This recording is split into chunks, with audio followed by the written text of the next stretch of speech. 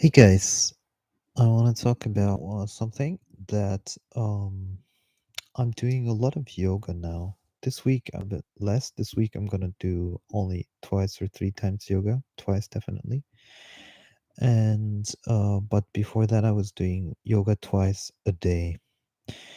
And when my body calms down a little bit, the nervous system, then I'll go back to doing it at least once a day.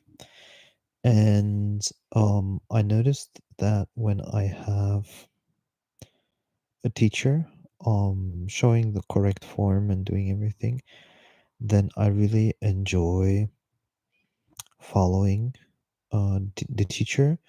And if it's a good teacher, it's even highly sensitive or highly HSP, highly sensitive. I noticed I know like know what the yoga does to my energy channels and everything. And I quite like it. And I can literally feel like what's going on inside of the body as I'm doing yoga. And um I don't like doing yoga on my own, to be quite honest. Um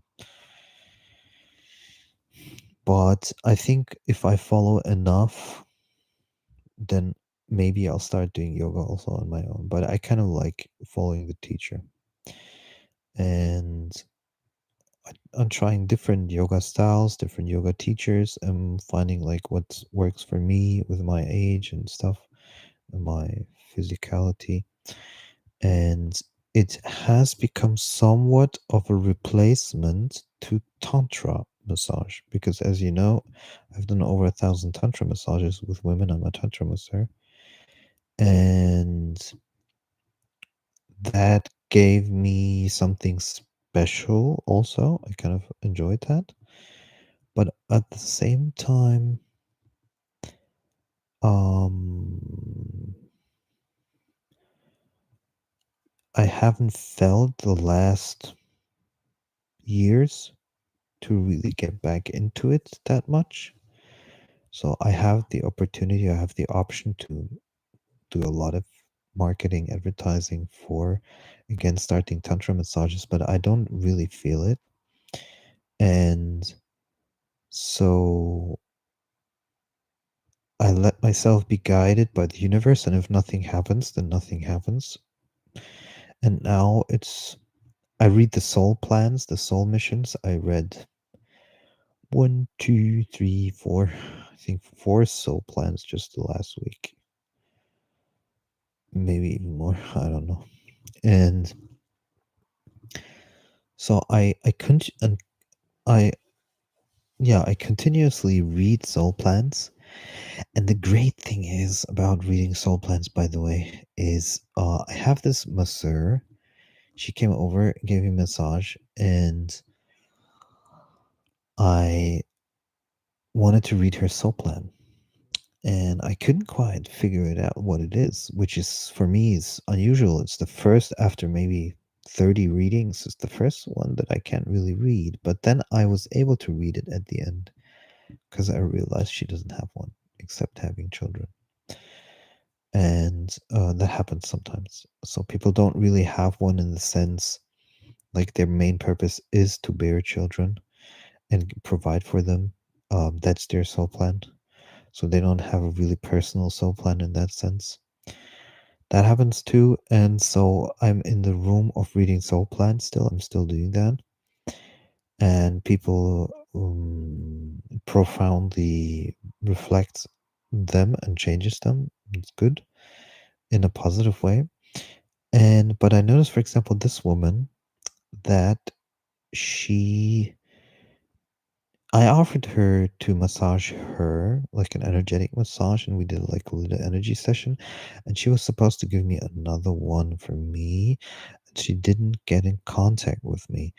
And that was also part of her soul plan. And that made it super obvious for me, actually, that lack of contacting me, that is actually a toxic metaframe, but that's not important, is that that's not in her soul plan to spiritually grow. That's why she doesn't need me in that sense. Very interesting stuff. And so, Very, very interesting stuff. And so, uh, what was I gonna say? Yeah, and so the other part of the room I'm in, because I said my soul plan is moving from room to room and just learning things, absorbing spiritual knowledge. I'm in the room of yoga, literally, right now. I'm just learning about yoga from different teachers and just absorbing whatever I can, and then visiting tantra, visiting yoga retreats and learning from that. So, if I can manage it just by the scheduling it correctly, I will visit a couple of more just because I feel that's a good room. Intuitively, I feel it's the right room to be in right now. Um,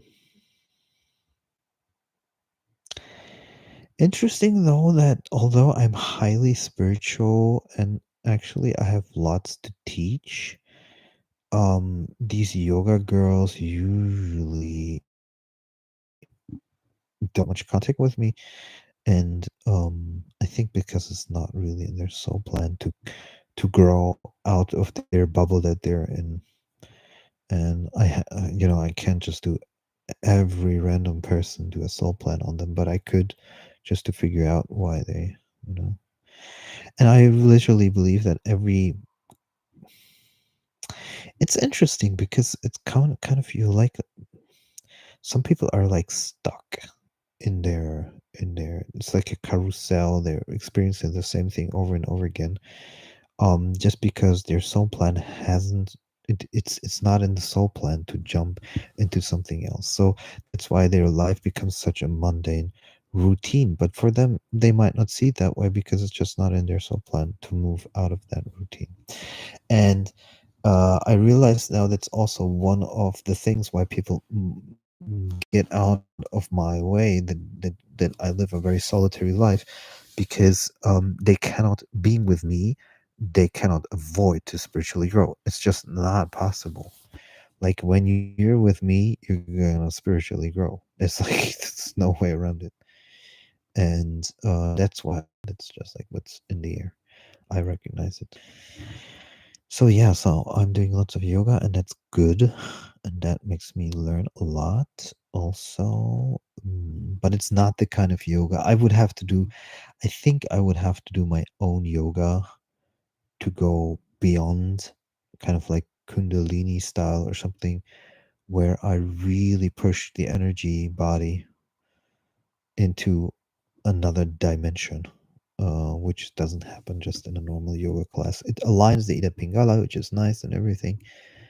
And you probably have to do consistently for a long time. But in order to push beyond, I think you need to do a little bit more than that, in general. But everything at its right time. For now, this is good. Okay, just wanted to let you guys know. Tomorrow morning, I have another yoga class.